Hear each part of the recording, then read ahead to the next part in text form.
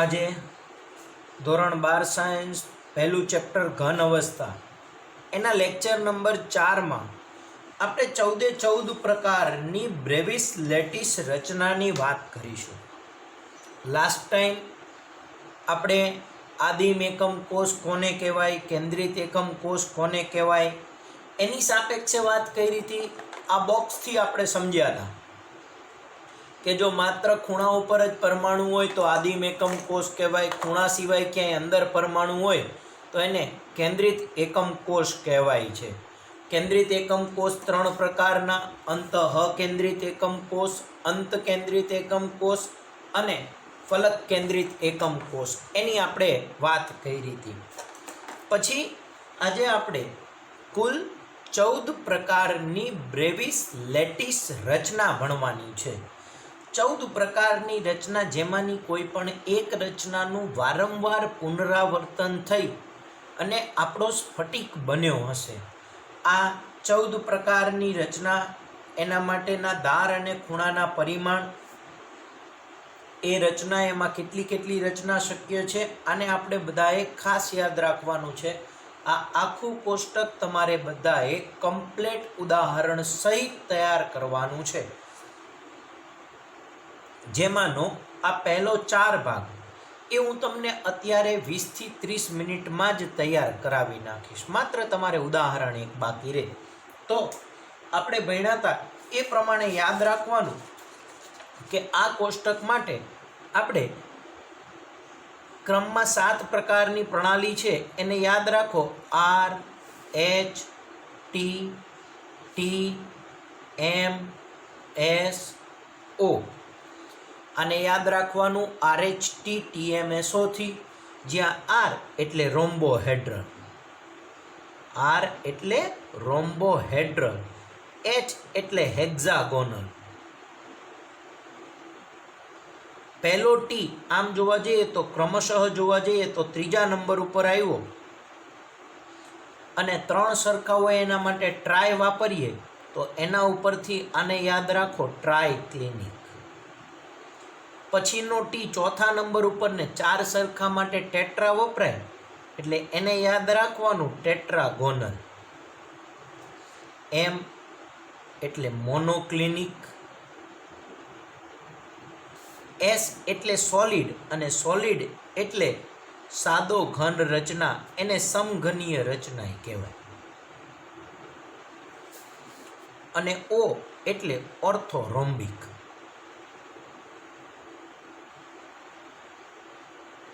એમ કરી અને R, H, T, એમ, S, ઓ ના નામ યાદ રાખીએ. રોમ્બોહેડ્રલ, હેક્ઝાગોનલ એને ષટકોણીય કહેવાય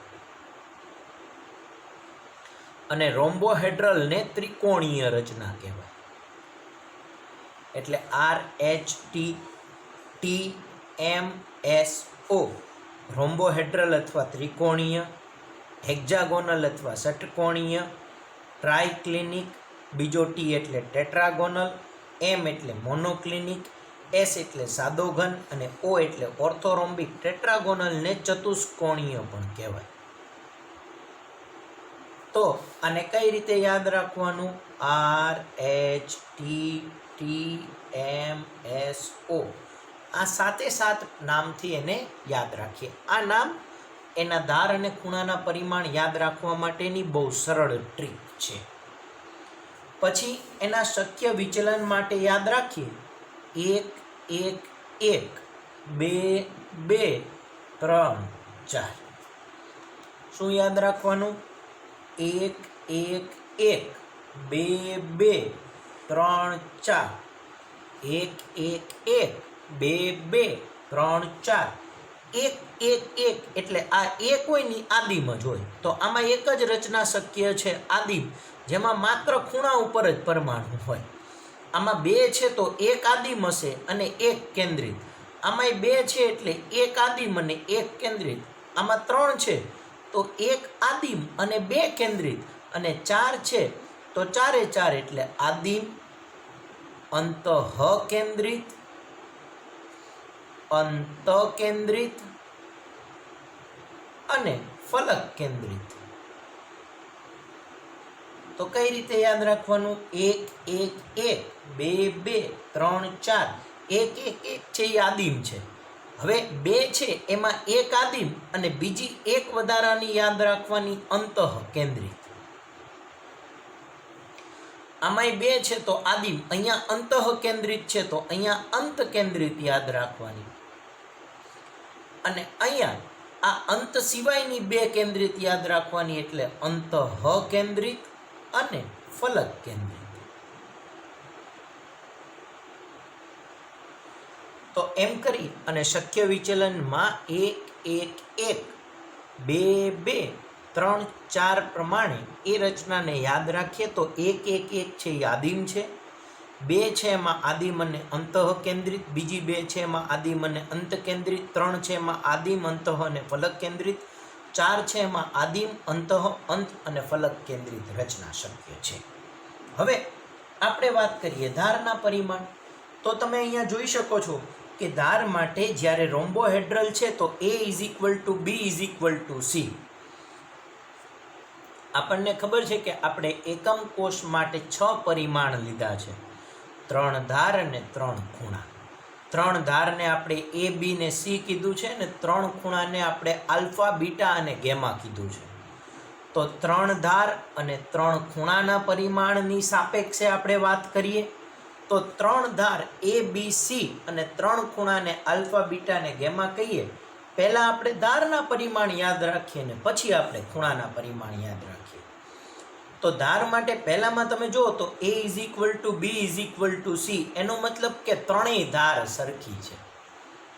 આમાં A = B ≠ C, 2 સરખી છે અને A ≠ B ≠ C, એટલે એક પણ ધાર સરખી નથી.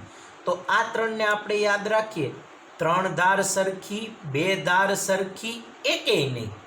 કઈ રીતે યાદ રાખવાનું? તો 3 ધાર સરખી, 2 ધાર સરખી, એકેય નહીં. ત્રણેય ધાર સરખી, 2 ધાર સરખી, એકેય નહીં. 2 ધાર સરખી, એકેય નહીં. 3 ધાર સરખી, એકેય નહીં. તો ફરીથી બોલીએ, 3 સરખી, 2 સરખી, એકેય નહીં. 2 સરખી, એકેય નહીં. 3 સરખી, એકેય નહીં. તો પહેલામાં ત્રણેય ધાર સરખી છે એટલે A = B = C. પછી 2 સરખી તો A = B ≠ C. પછી એકેય નહીં તો A ≠ B ≠ C. પાછી 2 સરખી તો A = B ≠ C. એકેય નહીં, A ≠ B ≠ C. પછી ત્રણેય સરખી તો A = B = C અને એકેય નહીં તો A ≠ B ≠ C. તો તમે જોઈ શકો છો કે 3 ધાર સરખી, 2 ધાર સરખી, એકેય નહીં, 2 સરખી, એકેય નહીં અને 3 સરખી, એકેય નહીં. એ પ્રમાણે આ કોષ્ટકને યાદ રાખી શકાય છે. જરૂરી નથી કે આપણને ઉદાહરણ આવા જ પૂછ્યા હોય. સમજજો. માનો કે આપણને ઉદાહરણમાં એવું પૂછ્યું છે કે દિવાસળીની પેટી, બાકસ, દિવાસળીની પેટી કઈ રચના ધરાવે છે? તો આપણને એટલી તો ખબર પડે કે દિવાસળીની પેટી હોય તો એની લંબાઈ, પહોળાઈને, ઊંચાઈને જો આપણે A, B અને C કહેતા હોય તો ત્રણેય સરખી નથી હોતી. એનો મતલબ કે એના માટે ત્રણેય સરખી ન હોય ને એવું કંઈક હોય. તો ત્રણેય સરખું નથી એવું કાં ટ્રાયક્લિનિક હોઈ શકે, કાં મોનોક્લિનિક હોઈ શકે ને કાં તો કે ઓર્થોરોમ્બિક હોઈ શકે. આપણને દિવાસળીની પેટી આપી છે જે અહીંયા ઉદાહરણમાં નથી, પણ છતાંય આપણે એના ધાર અને ખૂણાના પરિમાણની સાપેક્ષે કહેવું છે કે દિવાસળીની પેટી એ કયા પ્રકારની રચના ધરાવે. તો તમને ધાર ઉપરથી ખબર પડે, આ ધારના પરિમાણ ઉપરથી ખબર પડ્યું કે દિવાસળીની પેટી કાં તો ટ્રાયક્લિનિક હોય, કાં તો મોનોક્લિનિક હોય, કાં તો ઓર્થોરોમ્બિક હોય. હવે આ ત્રણમાંથી કઈ હશે એ આપણને ખૂણાના પરિમાણ ઉપરથી ખબર પડે છે. તો ફરીથી ધારના પરિમાણ યાદ રહ્યા બેટા, 3 સરખી, 2 સરખી, એકેય નહીં, 2 સરખી, એકેય નહીં, 3 સરખી, એકેય નહીં.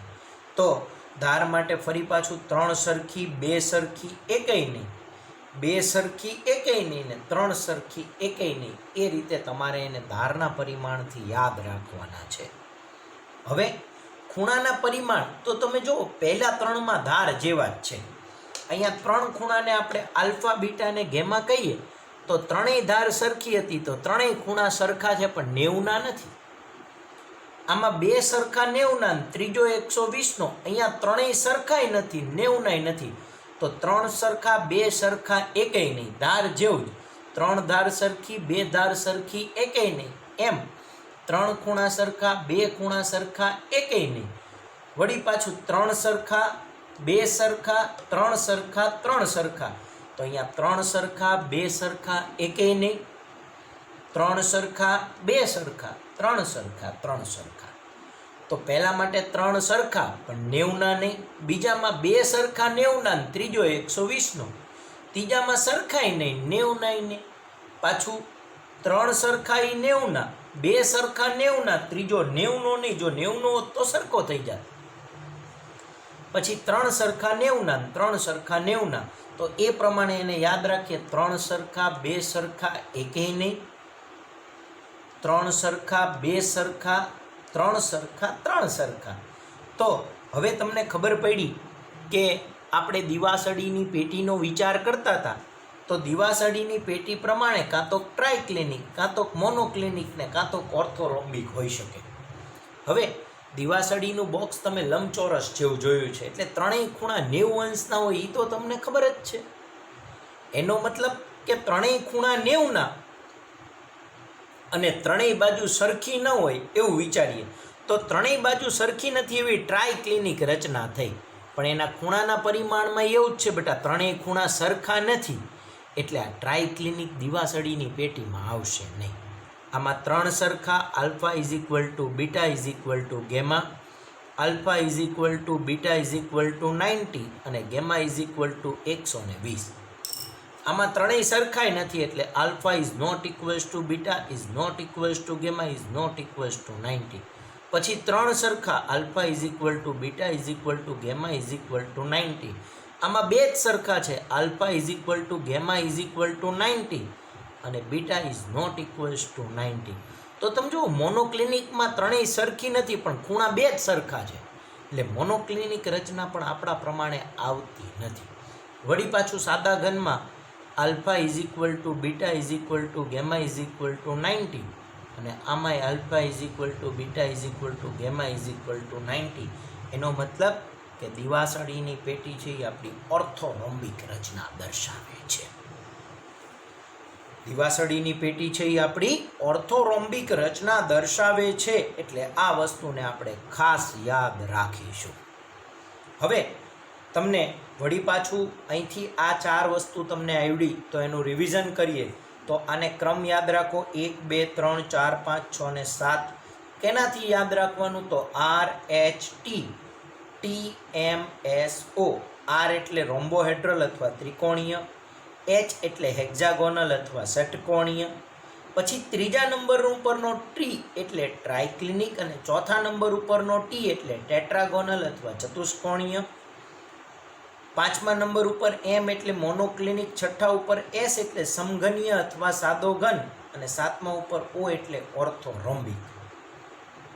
પછી યાદ રાખ્યું 1 1 1 2 2 3 અને 4. 1 1 1 હોય આદિમ, આ આદિમ અને અંતઃ કેન્દ્રિત, આદિમ અને અંત કેન્દ્રિત, આદિમ અંતઃ અને ફલક કેન્દ્રિત, આદિમ અંતઃ અંત અને ફલક કેન્દ્રિત. ત્રણ ધાર સરખી બે ધાર સરખી એકેય નહીં, બે સરખી એકેય નહીં, ત્રણ સરખી એકેય નહીં. તો ત્રણ સરખી એટલે A is equal to B is equal to C. બે સરખી તો A is equal to B is not equals to C. એકેય નહીં તો A is not equals to B is not equals to C. બે સરખી તો A is equal to B is not equals to C. એકેય નહીં તો A is not equals to B is not equals to C. ત્રણ સરખી તો A is equal to B is equal to C અને એકેય નહીં તો A is not equals to B is not equals to C. પહેલા ત્રણની જેમ જ ખૂણા ત્રણ, ત્રણ સરખા બે સરખા એકેય નહીં, ત્રણ સરખા બે સરખા ત્રણ સરખા ત્રણ સરખા. હવે રોમ્બોહેડ્રલના ઉદાહરણમાં આપ્યું છે કેલ્સાઇટ અથવા સિનેબાર. આપણને આમ પૂછાય છે કે કેલ્સાઇટ અથવા સિનેબારમાં ધાર અને ખૂણાના પરિમાણ શું હશે? તો આપણે કેલ્સાઇટ અને સિનેબાર ઉપરથી રોમ્બોહેડ્રલમાં જાઓ ને એના ઉપરથી આમાં આવો. આ કોષ્ટક તમારે ફરજિયાત 2 વાર મિનિમમ લખવાનું છે. 2 વાર મિનિમમ લખવાનું છે. આ ક્રમમાં લખજો તો યાદ રાખવું થોડુંક સહેલું પડશે. આ ક્રમમાં લખશો તો યાદ રાખવું ઘણું બધું સહેલું પડશે. પછી હેક્ઝાગોનલમાં ગ્રેફાઇટ, ઝિંક ઓક્સાઇડ અને CDS. ટ્રાયક્લિનિકમાં K2Cr2O7, potassium dichromate, H3BO3, boric acid, copper sulphate × 5H2O. ટેટ્રાગોનલમાં સફેદ, ટીન, SnO2, TiO2 અને CdCO4. મોનોક્લિનિકમાં મોનોક્લિનિક સલ્ફર, Na2SO4 × 10H2O. સમઘનીયમાં NaCl, ઝિંક બ્લેન્ડ અને કોપર. અને ઓર્થોરોમ્બિકમાં રોમ્બિક સલ્ફર, KNO3 અને BaSO4. હવે આ 14 રચનાને તમને અહીંયા આપેલી છે. તમે જુઓ, તમારી ટેક્સ્ટબુકમાં જ આપેલી છે. આ સમઘનીય લેટીસ છે. સમઘનીય એટલે આપણો સાદો ઘન, એમાં 3 રચના છે. જો આ આદિમ, કારણ કે 8 ખૂણા ઉપર જ ઘટક છે. અહીંયા અંતઃકેન્દ્રિત 8 ખૂણા વચ્ચે વધારાનો એક અંદર મધ્યમાં છે. અને ફલક કેન્દ્રિત તો 8 ખૂણા વધા 6 ફલક. જો આ ઉપરની ફલક ઉપર, આ નીચેની ફલક, આ ડાબી બાજુ, આ જમણી બાજુ, આ આગળ અને આ પાછળ, એમ કરી અને 6 ફલક ઉપર પરમાણુ છે. ચતુષ્કોણીય લેટીસ એટલે કે આપણા ટેટ્રાગોનલ 2 પ્રકારે, આદિમ અને અંતઃકેન્દ્રિત. ઓર્થોરોમ્બિક 4, આ આદિમ, આ અંતકેન્દ્રિત. જો સામસામેની 2 જ ફલક ઉપર પરમાણુ છે. અંતઃકેન્દ્રિત અને ફલક કેન્દ્રિત. પછી 2 મોનોક્લિનિકમાં આદિમ અને અંતઃકેન્દ્રિત. અને બાકી હેક્ઝાગોનલ, રોમ્બોહેડ્રલ અને ટ્રાયક્લિનિક ત્રણેયની આદિમ એકમ કોષ રચના એટલે 1, 2, 3, 4, 5, 6, 7, 8, 9, 10, 11, 12, 13 અને 14 પ્રકારની રચના જોવા મળે છે. આ સમઘન ઘન આકારે જુઓ તો સાથે રોમ્બોહેડ્રલ, હેક્ઝાગોનલ, ટ્રાયક્લિનિક, ટેટ્રાગોનલ એટલે ચતુષ્કોણીય, મોનોક્લિનિક, સમઘનીય અને ઓર્થોરોમ્બિક આપણને કેવી દેખાય? આ આકૃતિ તમને ટેક્સ્ટબુકમાં આપેલી છે. આકૃતિ દોરવાની જરૂર નથી, પણ આને યાદ રાખવું ખૂબ જ જરૂરી છે. એટલે આ બધી જ રચનાઓને આપણે 3 ડાયમેન્શનમાં પણ જોઈશું અને આને યાદ પણ રાખીશું. તો આજે શું ભણ્યા? તો આજે આપણે ભણ્યા 7 આદિમ એકમ કોષ અને તેમના કેન્દ્રિત એકમ કોષમાં શક્ય વિચલન. 7 આદિમ એકમ કોષ વત્તા 7 કેન્દ્રિત. જો 1, 2, 3, 4, 5, 6 અને 7. 7 આદિમ વત્તા 7 કેન્દ્રિત એમ કરી અને 14 પ્રકારની બ્રેવિસ લેટીસ રચના. આ 14માંથી કોઈ પણ એક રચનાનું વારંવાર પુનરાવર્તન થઈ અને આપણે સ્ફટિકમય ઘનનો અભ્યાસ કરવાનો છે. તો આ વાતને ખાસ યાદ રાખીએ. આ કોષ્ટક હોમવર્કમાં તમારે 2 વાર લખવાનું. 1 વાર ફેરબુકમાં લખજો, 3-4 વાર લખજો, 1-2 દિવસ લખજો, એટલે તમને ધીમે ધીમે યાદ રહી જાય. બને ત્યાં સુધી મેં અહીંયા શીખવાડ્યું એ પ્રમાણે ક્રમ આપી દો. RHT TMSO લખો, 1 1 1 2 2 3 4 લખો, એના ઉપરથી વિચલન લખો, પછી ધારના પરિમાણ અને ખૂણાના પરિમાણ લખો અને પછી ઉદાહરણ લખો. એમ કરીને તમે એને યાદ રાખવાનો પ્રયત્ન